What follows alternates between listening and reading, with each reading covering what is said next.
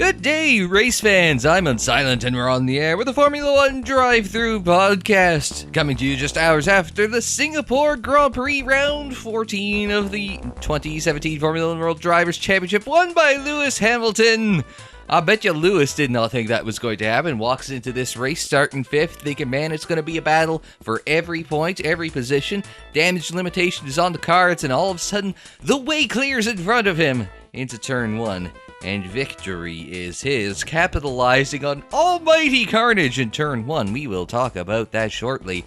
But first, let's get to today's topics for the Singapore Grand Prix edition of the F1 Drive-Thru podcast. We start off, as always, with our recap of today's race, the Singapore Grand Prix. McLaren and Toro Rosso, it's official, they're swapping engine suppliers. Carlos Sainz is going to Renault. Pierre Gasly's coming to fill in for him at Toro Rosso. Julian Palmer is out. Is that as of 2 weeks from now, or is that as of 2018? We'll talk about that.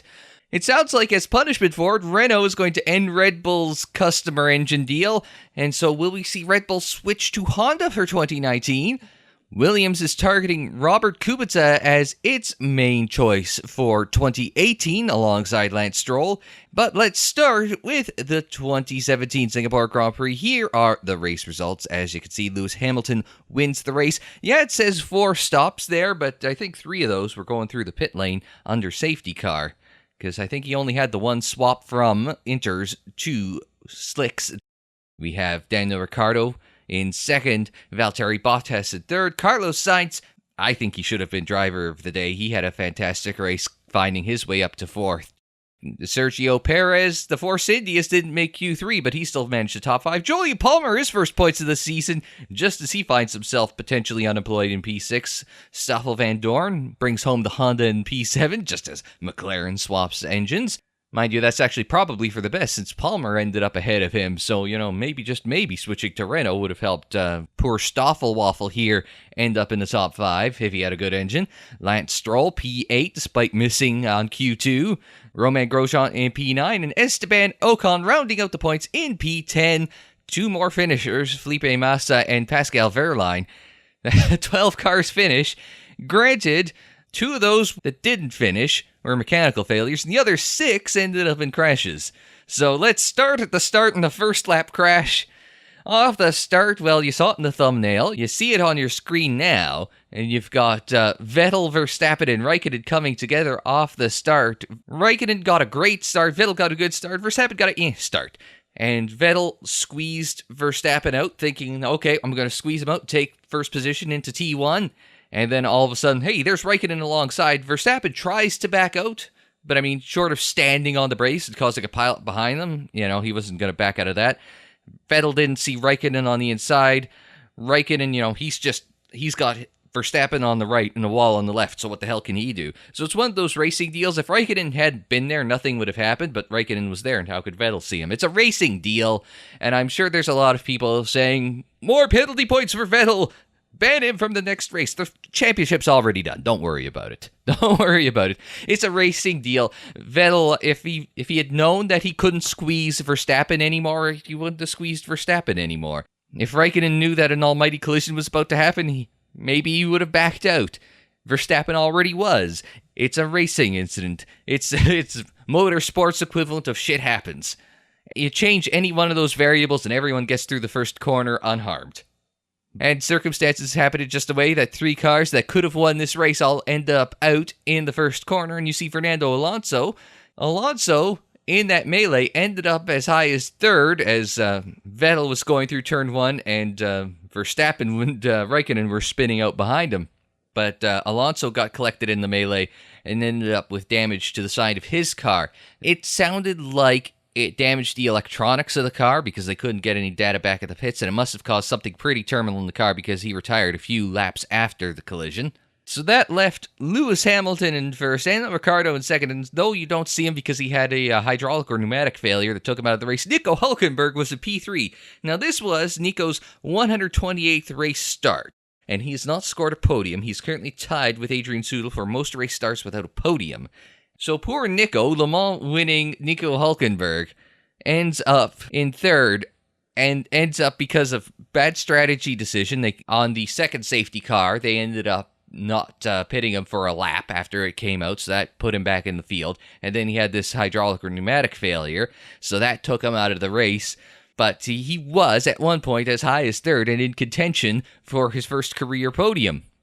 After the safety car comes in, everything kind of settles in pretty quickly. I'm not a fan of how F1 does its safety car restarts. I understand that they're trying to empower the leader to, take control of the race, but they need to go like NASCAR or IndyCar style, restart zones and whatnot, because you put the safety car out, yes, to make things safer so they could clean things up and have all packed together, but you're also looking at finding ways of spicing up the race via the safety car as well. I mean, how many times have we heard them talk about, in the safety car, we do a standing start and mix up the field again. Well, do a safety car zone. Do it like IndyCar. IndyCar bans push to pass for the first lap after the safety car that's there. Well, take the DRS gap down from, 2 laps after a safety car restart to just 1.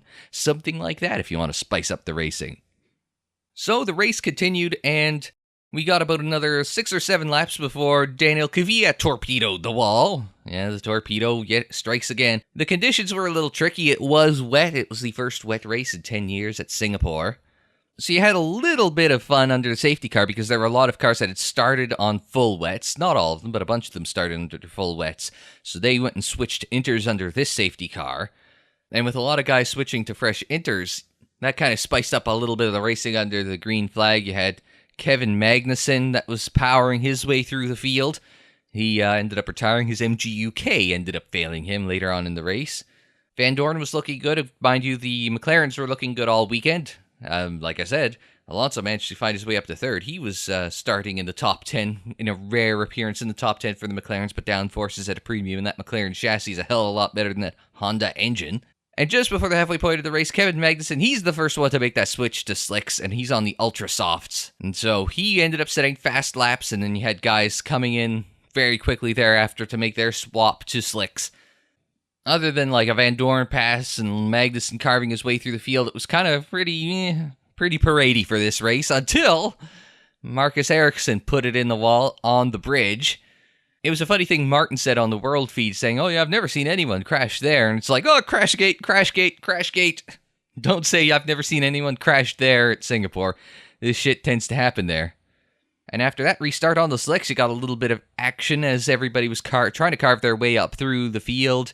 But not a whole lot of overtaking, though. That's the problem. They had eventually switched to a time race because of all the safety cars and whatnot, so they ended up only completing 58 of 61 laps. So that was in just over 2 hours' time. And the race, once again, won by Lewis Hamilton, who picks up yet another win this season and has 28-point advantage over Sebastian Vettel. So that is the biggest gap he has had all season over Seb. That's the biggest gap in the championship hunt all season. So this very well could be Seb's Malaysia. If you remember Malaysia last year when Lewis went, oh no, and his engine blew up. That is kind of what we're looking at here. Poor Seb could be out of the championship hunt because of this one first lap crash. And now it's time to do the news, and we start with the big news of the week. After many months of trying to get the job done, McLaren has finally jettisoned Honda. A late push to get the various pieces of deals done has resulted in McLaren jumping ship to Renault, while their Honda engines are going to be in the back of next year's Toro Rosso. One of the biggest sticking points was over compensation to Renault for Toro Rosso breaking their engine supply contract. Renault was looking to get Carlos Sainz from Red Bull to break the contract. Red Bull wants to keep Sainz to replace one of Verstappen and Ricciardo, so the end result is Sainz is on loan for 2018. As it stands, Sainz is going to go to Renault starting for 2018. There was a rumor that Palmer would get a contract buyout so Sainz could drive for the team in Malaysia with Pierre Gasly drawing in at Toro Rosso. However, Palmer's contract is pretty ironclad and no resolution could be reached to terminate or buy out his deal, so driver swaps won't happen until after the season. Of course, I say this, and just this morning I was reading that negotiations are back on for a buyout with up to $7 million being offered to Palmer to take him out of that seat for the rest of the season. Will he take it? I don't know. Apparently, we're going to find out by the middle of this week whether Palmer will be in the car for the rest of the season or not. But as I mentioned, it's going to be Sainz to Renault, Gasly to Toro Rosso if Palmer does get bought out. From the business side, rumors say that Toro Rosso won't be paying for the engines and will get some sponsorship funding from Honda. McLaren will lose its rumored $100 million deal with Honda, but the team's owners will cover the gap in money for 2018 in the hopes that prize money and sponsorship will cover the difference by the start of the 2019 season. Now, this engine deal looks like it'll have an unintended consequence. It looks like Renault is trying to cancel its deal with Red Bull Racing, its star team, after the 2018 season. Now, there was an engine supply deal between Red Bull and Renault through the 2020 season, which is the end of the current engine regs, and that was agreed to but not publicly announced. Now it seems as though the fallout from terminating Toro Rosso's engine deal for the Honda switch will also be bad news for the A-team, as Renault wants to cancel their engine deal with Red Bull after next season. So making the timing worse for Red Bull is that Ricciardo's contract is up after 2018, Verstappen's is definitely done after 2019, Ferrari and Mercedes have previously turned down Red Bull when looking for engines, so this looks as if Honda is their only option, and if Honda can't get their act together during 2018, Red Bull could lose 2 potential future world champions because of this. Now, of course, this is a short-term issue. Rumors have been popping up that Porsche is looking at joining F1 with the new engine regs in 2021, and they're being closely tied to Red Bull, possibly with a complete buyout of the team. If you recall, last year Red Bull was rumored to be tied to Volkswagen in a buyout of the team. It's the same rumor, different year. And just to add to this weekend Aston Martin was reported to become Red Bull's title sponsor starting at 2018. Now, Christian Horner was asked about these Renault termination rumors and if this meant he was jumping to Honda engines in 2019. Now, he played coy about it, saying that they already had a partnership with a manufacturer that wasn't Renault or Honda or Porsche. Again, back to those rumors. It's entirely possible that Aston could put together engines for 2021's new engine regs. Now, it's just a matter of what will bridge the gap for Red Bull Racing. Aston is part owned by Mercedes, and when this technical alliance between Aston and Red Bull was first announced, people said, ooh, Mercedes engines, Aston's going to help bridge the gap and get Mercedes engines for Red Bull. That didn't happen back then. And the question is, can they pull that off for now? I doubt it. I don't think Mercedes would be at all willing to let the best engines in the grid on the best chassis on the grid, but stranger things have happened. Last episode, I mentioned that Williams was courting Fernando Alonso for a race seat alongside young Lance Stroll, and because that was entirely dependent on McLaren being stuck with Honda engines, Williams didn't throw everything into the Alonso basket and is talking to a number of drivers.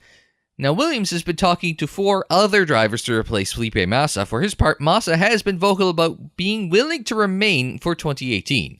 Now, there are a few unlikely options to replace Massa. Pascal Wehrlein has been rumored to be briefly under consideration, but Martini needs an over 25 driver for their sponsorship, so with Stroll being only 18, that means Wehrlein is out. Now, Sergio Perez was a strong candidate for a little bit, but he was announced as staying with Force India for next season.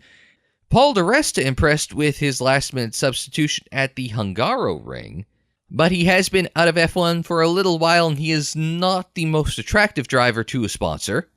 One of the more interesting rumors to pop up over the last couple of weeks is Jolyon Palmer making a jump over to Williams. Williams does like its British drivers, and Palmer will come with F1 experience and some sponsorship money to bring to Williams. The funny thing is that originally the most out there option of the bunch, but now possibly the most likely to join the team, was Robert Kubica. Renault had been teasing signing him for next season, but they're going with Sainz, and as such have released Kubica from his contract with the team. Now it seems he is a viable option for Williams. Bobby Kay also announced Nico Rosberg as his manager, so it sounds like he's serious about running an F1 next season, and it looks like his only option left is to jump ship to Williams. Now on the Alonso front, Alonso hasn't confirmed who he will sign with for next season, but it seems like all signs are pointing to McLaren, unless Williams can do a hell of a sell job on him. They weren't looking too strong at Singapore this year. The McLaren chassis far superior to the Williams chassis, and with the Renault engine making up the gap from the Honda one, you kind of think Alonso's likely to stay at McLaren. And that will do it for this episode of the Formula One Drive-Thru Podcast. Thanks very much for joining me. We'll be back in 2 weeks for the Malaysian Grand Prix. I'd say this favors Ferrari, but after this race, who the hell knows anymore? It's probably going to be ixy-pixy between Ferrari and Mercedes, assuming nobody crashes into their teammate. Anyway, that's all the time we have for this time for the F1 Drive-Thru podcast, so thanks very much for joining me. I'm Unsilent. Like the video if you liked it, subscribe if you're new, share on social media, follow on social media. The social media handle is Unsilent on Air, and that's for Twitter, Facebook, Instagram, and Tumblr. Don't forget you can check out the latest in F1 news in the playlist. It's on the screen in the description down below.